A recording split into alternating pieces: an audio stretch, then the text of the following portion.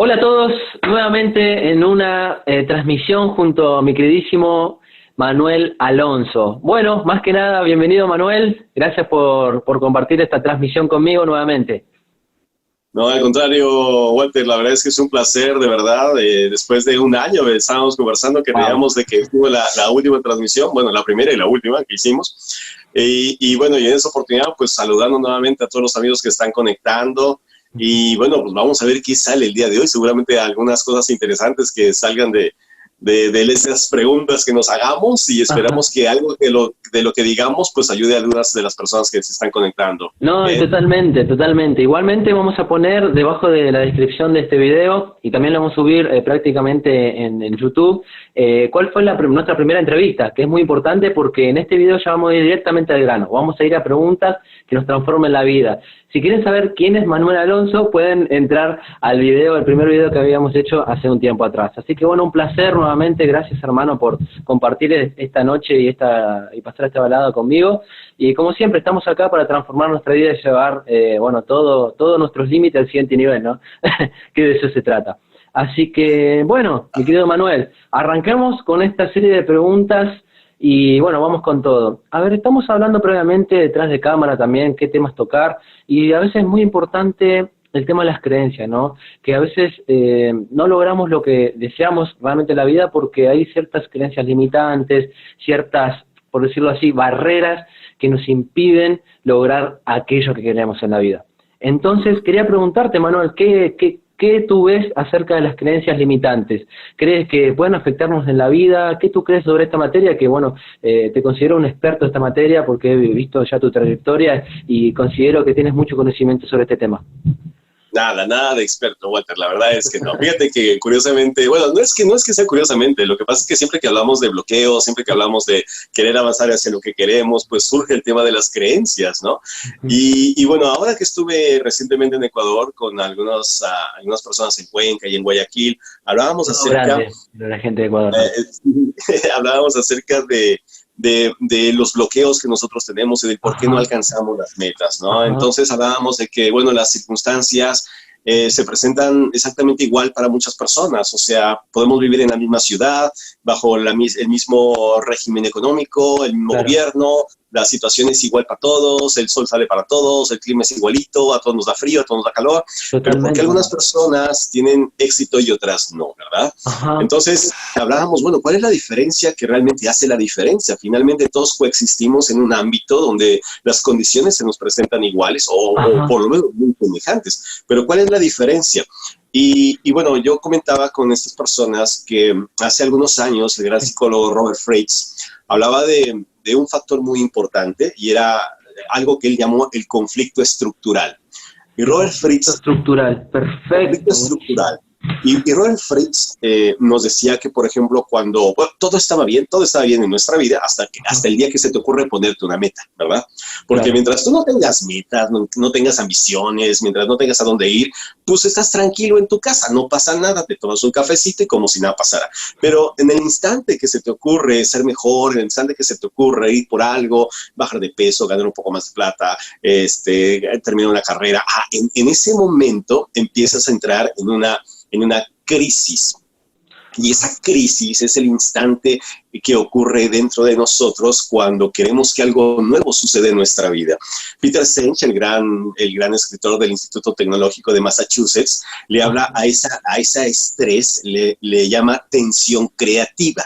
¿Por qué? Pues porque efectivamente nuestro cuerpo está como que impelido a obtener algo, ¿no? Algo que como que hay algo que impide, ¿no? Y esa motivación, pues es el motivo, la razón que te lleva a alcanzar aquello que tú deseas. Wow. Y Robert Fritz decía que era como una cinta elástica. Cuando tú lanzas tu visión, la visión se conecta contigo, se conecta con tu corazón y de alguna manera te está jalando hacia allá, ¿verdad? Sí. Entonces sientes esa sensación de querer avanzar hacia algo que tú deseas. Pero el conflicto estructural, ¿dónde viene? Robert Fritz decía que imagínate que así como delante de nosotros hay una cinta elástica que te jala hacia adelante, de la misma manera, detrás de nosotros hay otra cinta elástica que te jalaba hacia atrás. Entonces estaban así como una lucha de dos fuerzas. ¿no? Y fíjate qué interesante, porque es como si tú tuvieras el acelerador de tu auto hasta el fondo, pero también el freno hasta el fondo. Claro, Si tú claro. hicieras esto, ¿qué pasaría? Ujú. No avanzas, Sí, no ¿verdad? avanzamos, no avanzamos, no avanzamos y hay Lo mucha más grave, fricción. pero lo más grave, ¿sabes qué es? Que si hay desgaste de energía, o sea, tu auto está caminando, el motor está funcionando, o sea, Es sí hay verdad, trabajo. El claro. trabajo, pues, es la conversión de la energía en una fuerza cinética o de movimiento. Entonces, sí, las ruedas están funcionando, el motor está trabajando, pero no vas a ningún sitio. Y Ujú. eso pasa con nuestra vida. A veces nosotros estamos trabaje, y parece que nuestra vida no va a ningún sitio, ¿verdad? Seguimos con las mismas ¿Verdad? deudas, los mismos problemas, las mismas situaciones. Y entonces, ¿de dónde viene ese conflicto estructural, no? Y Robert Fritz decía, por un lado, la visión nos jala, pero por otro lado, el otro punto nos arrastra. ¿Y qué es lo que nos arrastra? Robert Fritz lo denominó las creencias limitantes. Fíjate qué interesante.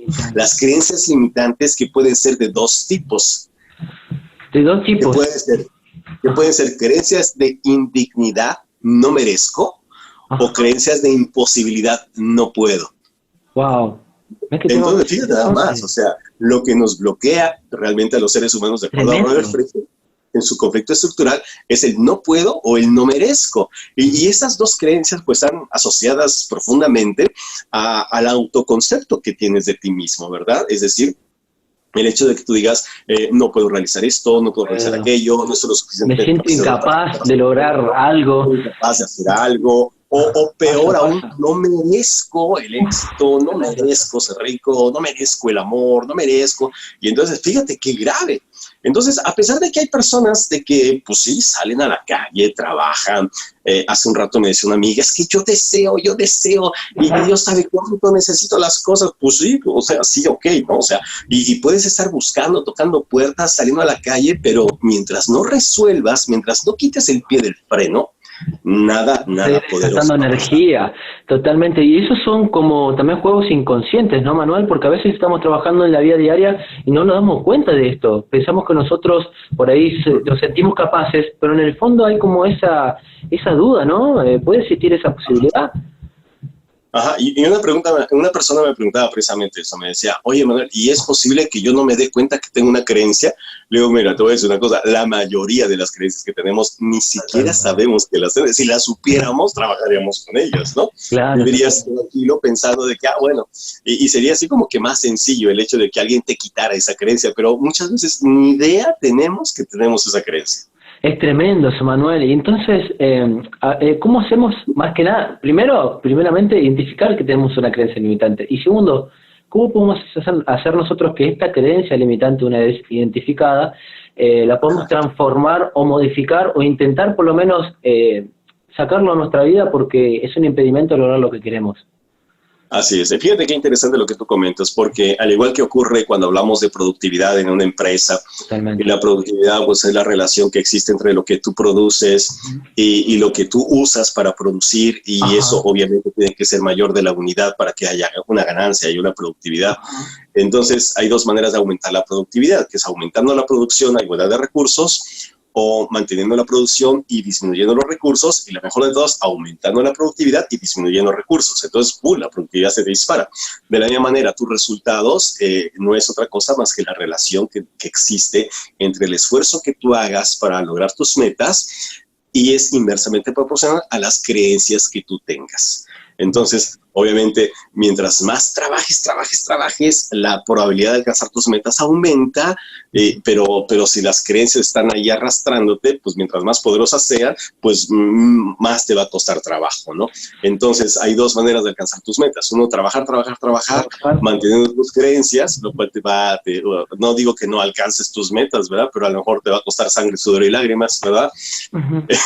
Otra, quitar Es el verdad pie del porque es un freno. trabajo, es muchísimo Claro. trabajo. Otra, quitar el pie del freno y trabajar en tus creencias. Y entonces, cuando tú trabajas en tus creencias, quitas el pie del freno y entonces es más fácil alcanzar tus metas. Y la mejor de todas es aumentar tu esfuerzo y disminuir tus creencias limitantes. Y entonces, ¡pum! ¿Y qué mensaje también más para el latinoamericano? Porque esto lo ve todo el mundo, ¿no? En diferentes países. ¿Y qué complicado es a veces para los latinoamericanos el hecho de dejar la pereza de lado, ¿no? Es un tema que en sí lo lleva, esa es la diferencia en el primer mundo, ¿no? Que por ahí son más exigentes, disciplinados, y por ahí los cuesta. ¿A qué se debe eso, Manuel? La pereza en sí, ¿de dónde viene? Quizás de una desmotivación, de una... simplemente porque hemos aprendido, o a qué se debe en sí esa falta de... Porque muchas personas, a lo que yo voy, más precisamente pasa con mis clientes también, que hace 2 semanas tuve esa conversación, es que tiene el deseo de cambiar, pero no hace los esfuerzos necesarios, o no quiere, o simplemente quiere cambiar, pero lo dice en el momento y después deja a un lado esa decisión de transformar realmente su vida. ¿Qué puedes opinar acerca de eso, mi querido Manuel? Estaba escuchando yo a un neurofisiólogo, me parece que era Daniel Siegel o John Bach, ya no recuerdo quién era, bueno, y que desafortunadamente cada vez que nosotros nos lanzábamos para obtener algo que en este momento no teníamos, estábamos remando contra corriente, es decir, luchando contra nosotros mismos. ¿Por qué? Por una cuestión neurológica, tu cerebro siempre va a buscar el atajo, siempre va a buscar el menor esfuerzo, por una razón. Por ahorro de energía. Ajá. Entonces, tu cerebro está diseñado para eso, para optimizar las funciones de tu cuerpo. Mientras menos energía utilice para alcanzar algo, pues mejor, él está haciendo su trabajo, ¿verdad? Claro. La parte negativa de todo esto es que, bueno, algunas cosas van a demandar que nosotros, pues, hagamos de nuestra zona de confort. Van a demandar que nosotros hagamos algo que en ese momento no estemos haciendo. Y eso es lo que realmente obliga a nuestro cerebro a empezar a trabajar y crear nuevos mapas mentales, nuevos conceptos, nuevas alternativas, nuevos hábitos, y obviamente eso pues consume energía. Claro. Entonces, alguna vez me decía un maestro, Joaquín, el mismo trabajo te cuesta fracasar que triunfar. Neurológicamente es la misma cosa. ¿Sí?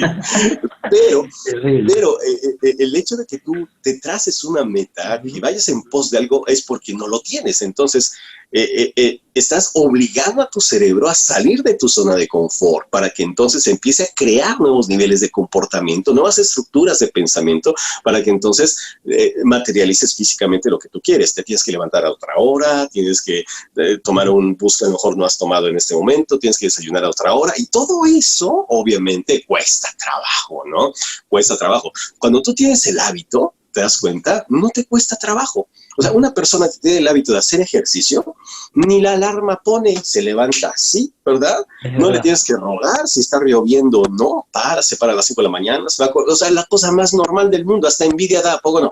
Es verdad. A mí me pasaba mucho eso cuando a mí personalmente, como me gustaba mucho el fútbol, cuando me motivaba a ir al fútbol, me levantaba 1 hora antes sin siquiera poner despertador, porque sabía que me gustaba lo que hacía. Y cuando tenía que por ahí ir a trabajar o hacer otras actividades más de grande, cuesta un poco más porque no es lo que uno también le apasiona, ¿no? Y qué importante eso también, no quiero dejar al aire lo que mencionaste, Manuel, que es muy importante, los hábitos. ¿Qué tan importante es generar hábitos de éxito? Tú que hablas mucho sobre el éxito, sobre alcanzar metas, sobre las nuevas estructuras neuronales, neuroplasticidad, de todos esos temas. ¿Qué hábitos debemos tener o qué hábitos aconsejas para llevar una mejor vida, para seguir adelante y, bueno, lograr todo lo que nos propongamos en nuestra vida? Ajá. Bueno, y qué bueno que lo comentas, Walter, porque definitivamente nosotros, como decía Aristóteles, todo lo que te lleva al éxito o te arrastra invariablemente al fracaso. Son todas aquellas cosas que tú haces sin que tú te des cuenta. Y fíjate qué interesante es todo esto, porque nosotros pensamos que el éxito es producto de sudar sangre, de esforzarte, de sacrificarte, de dar media vida allí, no, o sea, yo cuando escucho a la gente hablando de éxito, o habla de mártires, ¿no? Y nada más de escucharlo así, digo, ¿sabes qué? O sea, yo la verdad no le entro. Pero la verdad es otra, la verdad es que el éxito real no cuesta ningún esfuerzo. La verdad es que el éxito real no tiene que demandarte mayor desgaste de energía. ¿Por qué razón?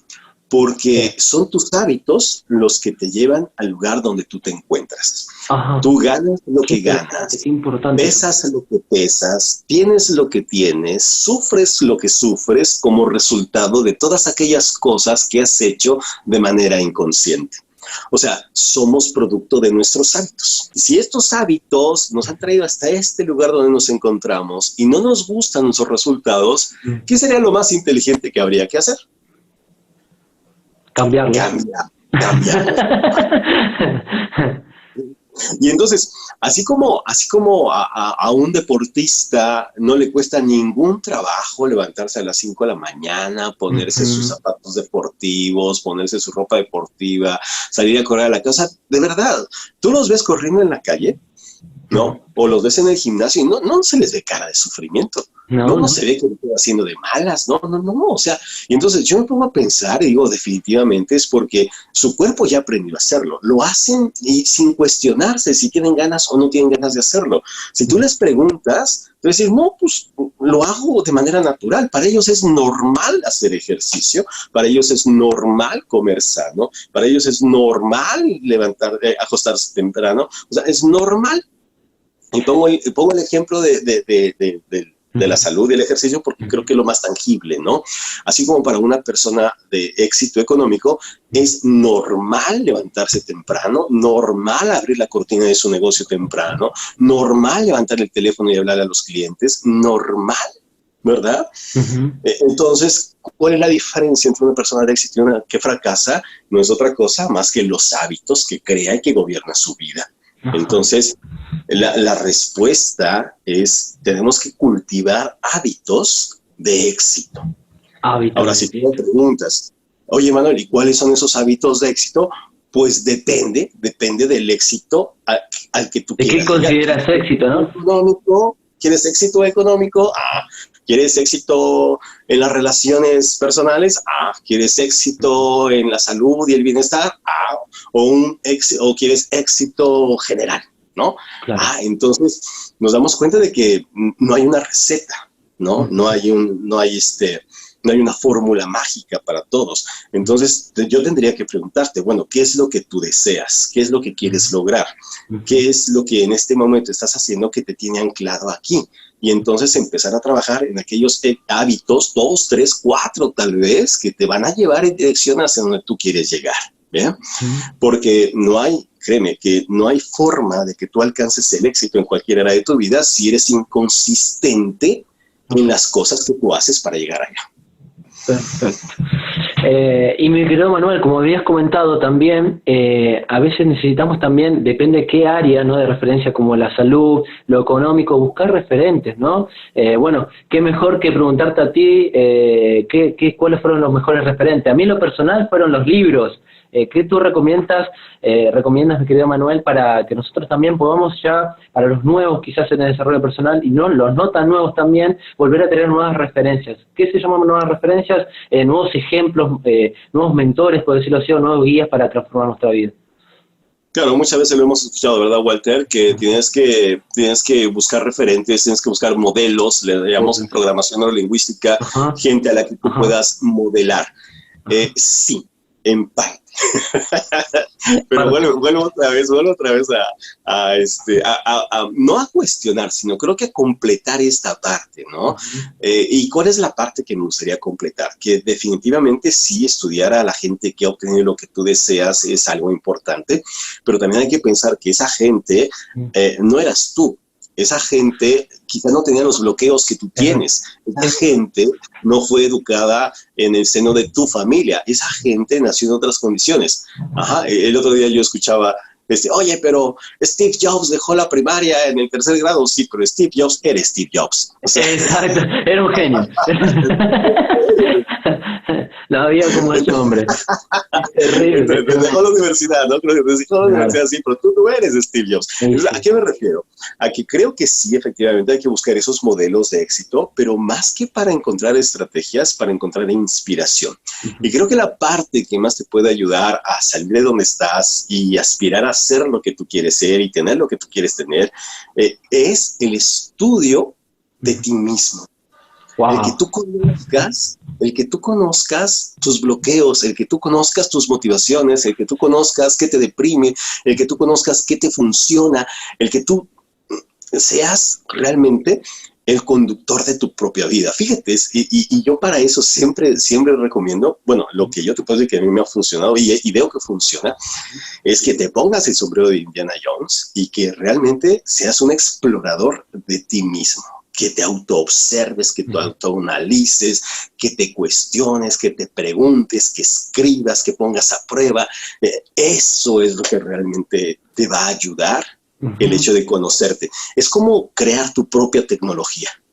Tu propia tecnología, wow. La verdad nunca lo había escuchado así de parte de la propia tecnología humana, ¿no? Pero a veces somos tan complicados, Manuel, también, que debemos empezar a analizarnos constantemente, hacer ajustes. Es como una máquina, ¿no? Exactamente también, que a veces puede fallar y hay que buscar esa vuelta, ¿no? Para que funcione correctamente. Y dentro de la... Ajá. Es que si hubiera una receta, Walter, si hubiera una receta, a una conferencia con el gurú de moda, que van 500 personas, y si fuera una receta, pues las 500 saldrían exitosas. Y sí, y las 500 serían iguales. No, pero no son iguales. Vamos a partir de que no son iguales. Y que el gurú de moda que está al frente, pues no tiene la verdad absoluta. Él habla desde lo que a él le ha funcionado. Claro. Y yo pienso que lo importante es que a lo mejor te sirve de inspiración.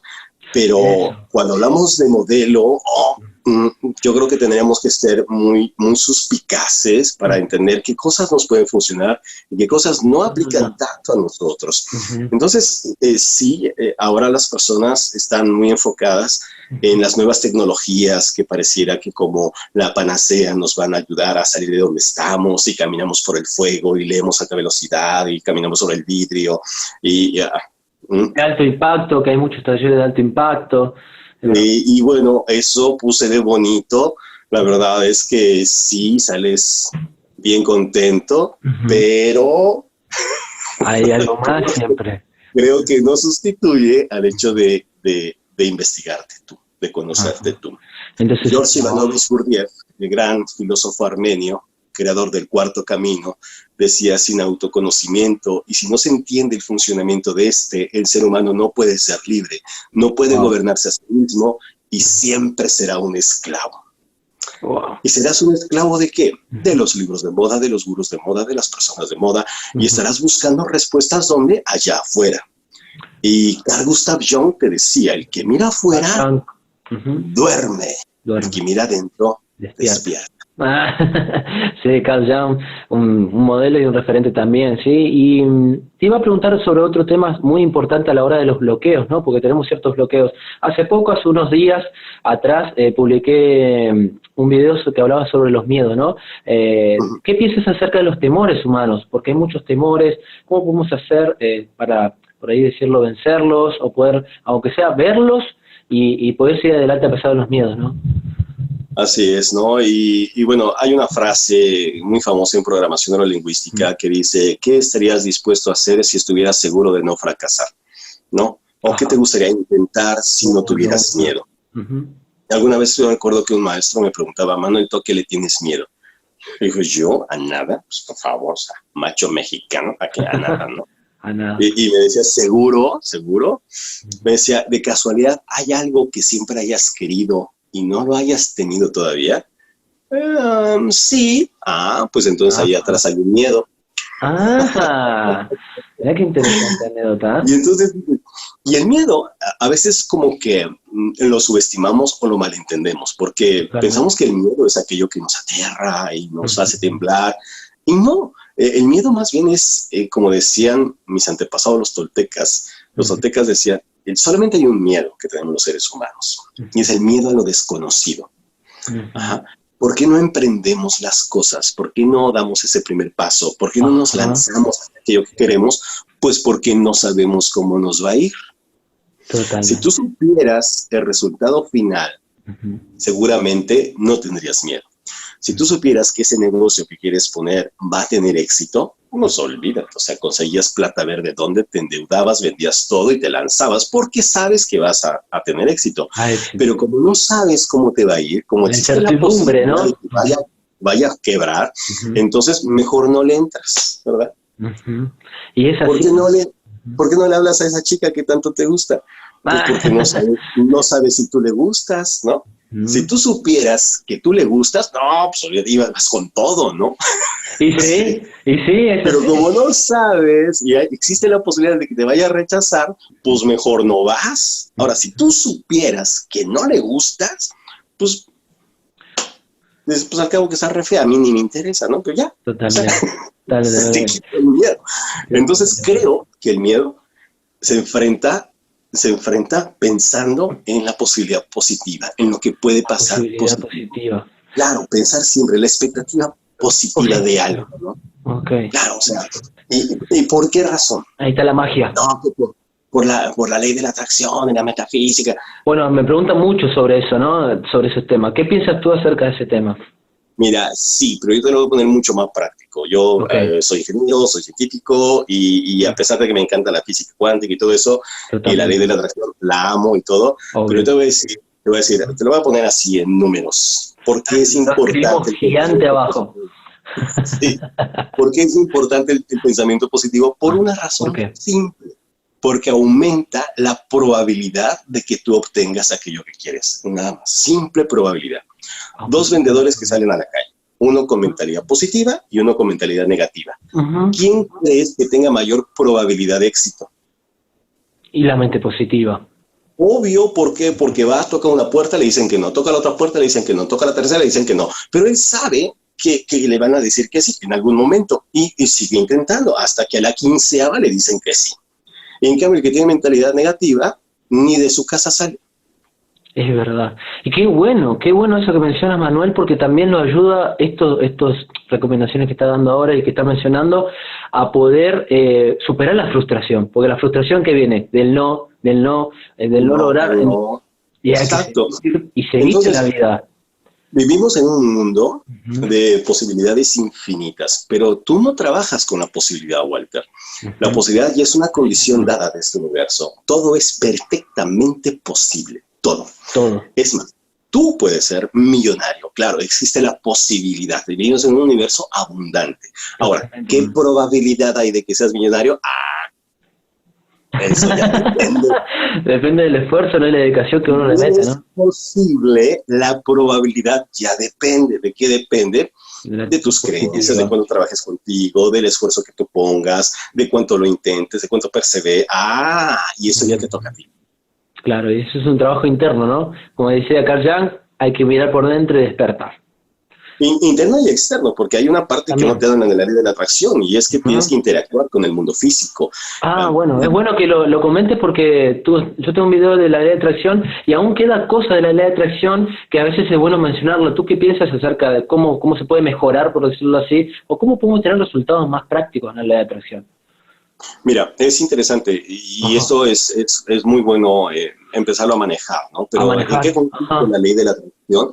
La ley de la atracción consiste en cómo es que yo conecto lo que yo tengo acá con lo que Claro, ocurre allá lo que ves. afuera. Con Y lo de tenemos que afuera. hablar de principios físicos muy importantes como la ley de la resonancia, que tiene que ver con cómo mis pensamientos conectan con los de otras personas. Cuando Ujú. yo perduro en el pensamiento y la gente piensa de que si se maneja un BMW se van a materializar las partículas delante de ella y el BMW va a aparecer, no ocurre así precisamente, Claro, no es una... sino que, no, sino de que a través del campo cuántico nuestros pensamientos se conectan y cuando Ok. yo perduro en el pensamiento, Ujú. entonces me conecto con las mentes que colaboran conmigo en la creación de eso.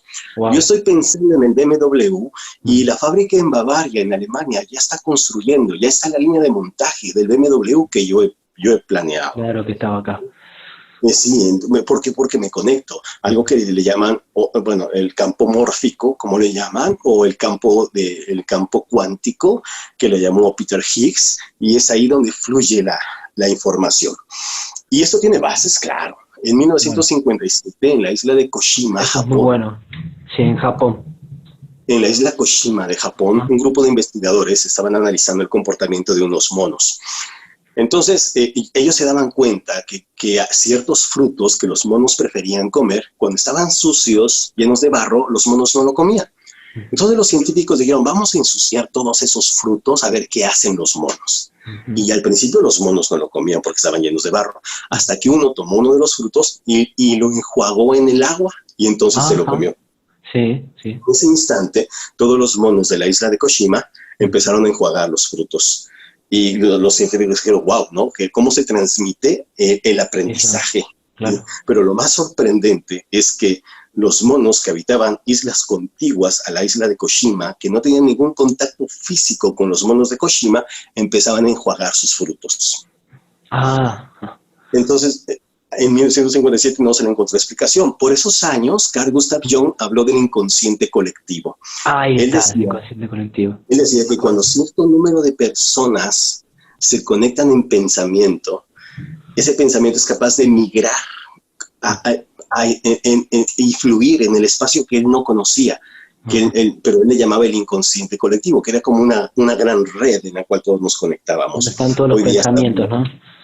Hoy día sabemos en qué consiste esa red. Los antiguos griegos le llamaban el quinto elemento o el éter.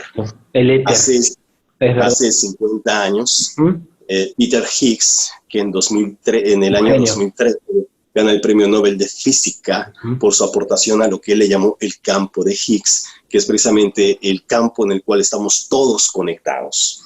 ¿Bien? Entonces, no hay un solo pensamiento, no hay una sola acción, no hay una sola intención que no tenga repercusión en todo lo que hay. Y qué importante también, ¿no? Saber sobre el inconsciente colectivo, ¿no? Porque a veces también influye en todo lo que podemos hacer, ¿no? Y eso pasa también en la economía, en la cultura, así de un lugar en donde tenemos ciertas costumbres, ¿no? Y bueno, eso también nos condiciona. A veces tenemos que, por así decirlo, cuestionar cuál es el inconsciente colectivo que tenemos de nuestros familiares, nuestros ancestros, de todo, y bueno, lograr lo que realmente nosotros realmente queremos, ¿no? Y es un verdadero desafío. Claro, y fíjate que a mí me gustaría dar un paso más allá, Walter, y comentarte que cuando uno realmente se conecta con lo que uno realmente quiere, realmente estás conectando con otras mentes que hacen posible tu deseo. Y eso tiene una repercusión muy positiva en todo lo que compartimos. Es decir, si yo pienso en mejorar mi economía, si yo pienso en mejorar mi casa, si yo pienso en tener un auto nuevo, pues entonces eso significa empleo para las fábricas automotrices, las líneas de montaje, las personas que hacen las autopartes, la gente que distribuye, que importa, que paga impuestos. Entonces se mueve una maquinaria económica impresionante. Es por eso que necesitamos tu éxito. Totalmente. Qué importante eso, Manuel.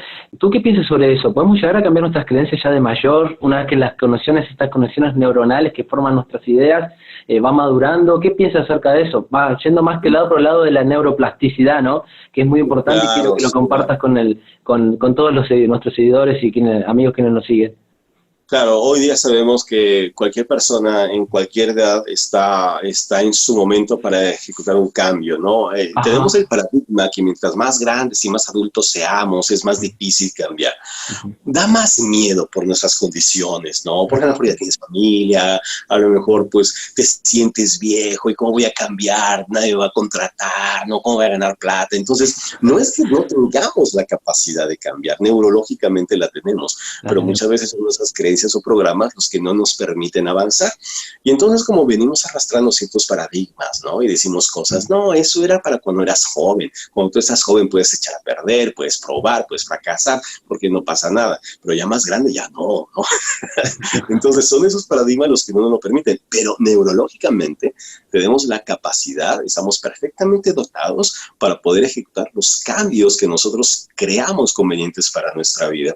1906, hablas de la neuroplasticidad. Santiago Ramón y Cajal, el gran científico español, él hablaba de que nuestro cerebro tiene la capacidad de autoorganizarse para poder crear nuevos patrones de pensamiento. Y algo interesantísimo que él descubrió fue el hecho de que si tú necesitabas más neuronas, no te preocupes, porque tu cerebro tenía la capacidad de generarlas a través de las células gliales. Fíjate, eso 1906, o sea, fue hace un montón de años.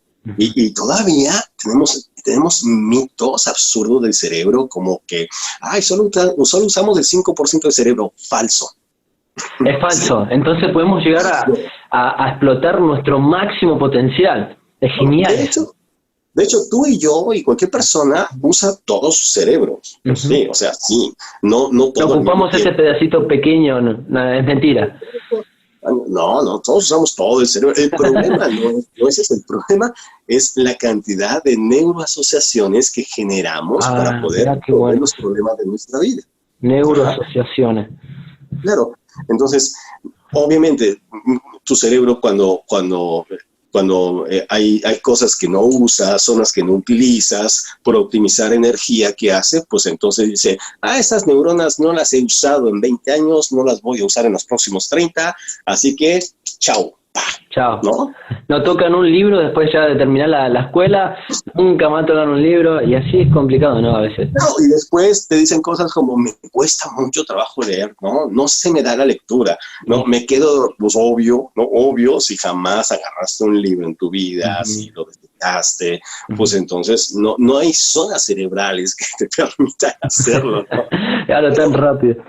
Si perseveras en el hábito, si perseveras en eso, entonces tu cerebro dice, siempre sí las necesito, y las células gliales se organizan y empiezan a creer. Y empiezan otra vez a generar, ¿no?, esas conexiones neuronales de nuevo, ¿no? Maravilloso. Yo siempre digo que el cerebro es el único recipiente que mientras más le eches, más le cabe. Qué bueno, Manuel. Y eso también podría aportar algo, sí, de mi experiencia, que quizás lo que más cuesta es desaprender, ¿no? La famosa palabra que ahora se dice, bueno, dentro del desarrollo personal, desaprender. Así es. ¿Qué podría definir eso, Manuel? Porque es muy importante desaprender. Uno dice, ¿qué es desaprender? ¿Viste? Pero, ¿a qué consistiría esa práctica de dejar eso, no? Y desaprender. Bueno, desaprender no es otra cosa más que crear una ruta alternativa. Que tu cerebro diga, siempre me he ido por acá, ahora me voy a ir por allá. Es que me olvide de la ruta vieja, no es que ya no me acuerde qué fue lo que pasó. No, simplemente es crear una ruta alternativa. Es como cuando te vas a trabajar y dices, siempre me he ido por esta calle, ahora me voy a ir por la otra, a ver qué pasa, ¿no? Y de repente ya usas la otra calle ya como algo normal, y de la otra ya ni te acuerdas. Entonces, eso pasa cuando tú, por ejemplo, en los pueblitos, ¿no? Que yo veo que van de un pueblito a otro y se ve el caminito de la gente que va por ahí, y se ve el surco porque va aplastando la hierbita, ¿verdad? Y entonces ahí va.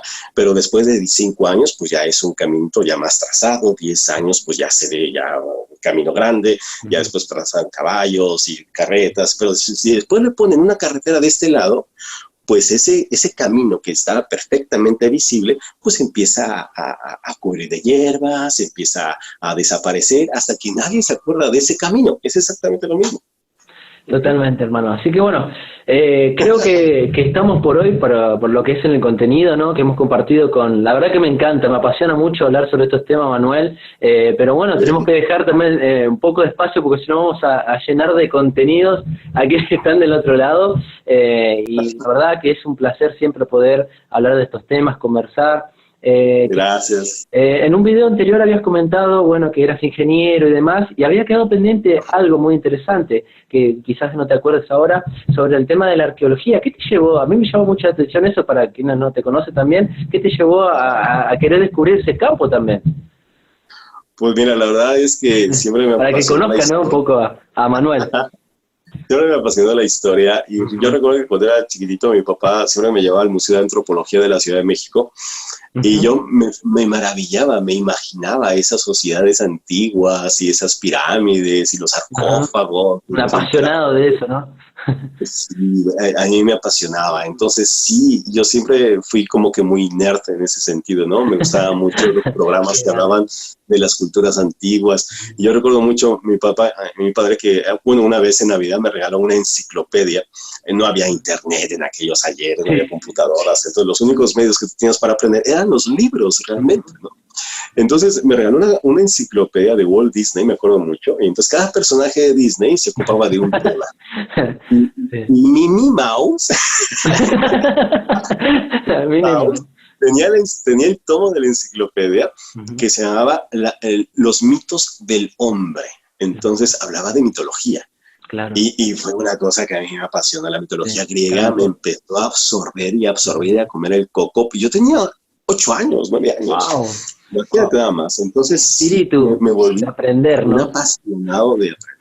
Pero como te digo, en aquel entonces el único recurso que yo tenía era la biblioteca de mi papá. Entonces yo quería saber algo, tenía que ir a uno de esos fascículos, no había más, ¿no? Hoy día tenemos todo lo que tú quieras para ya no hay excusas. No hay excusas. Y recuerdo mucho que yo quería ser arqueólogo. Mi papá me decía, ¿cómo arqueólogo? Te vas a morir de hambre, ya todo está descubierto. Pasa. Bueno, Manuel, la verdad que ha sido una linda velada. Te agradezco mucho de corazón. La verdad que tenemos que, si nos podemos dar la oportunidad nuevamente, de que no pase tanto tiempo para hacer otro Facebook Live, siempre los requerimos yo, pero sinceramente y personalmente te agradezco mucho, te admiro mucho también, no solamente por los conocimientos, sino por la calidad de ser humano que eres, ¿no? Que refleja lo que realmente eres, y quiero que también lo sepa el público del otro lado, así como lo ven a Manuel, es y será siempre. Así que te agradezco de todo corazón. Lo pueden seguir a Manuel Alonso en las redes sociales, que lo voy a compartir abajo en este video. También puedes seguirnos en, bueno, hay muchos trabajos que tienes en GEVAC, dentro de tu compañía, pueden contratarlo, pueden seguirlo ahí, sus contenidos, y de mi parte también Walter Joaquín Hurtado, en Junior Lashman, también esta copia de este video va a subirse en los respectivos canales, tanto de Manuel como el mío, y bueno, los saludo a todos quienes están del otro lado, Dios los bendiga, Dios te bendiga, mi querido Manuel, y bueno, hasta un próximo encuentro, ¿no? Éxito cuántico.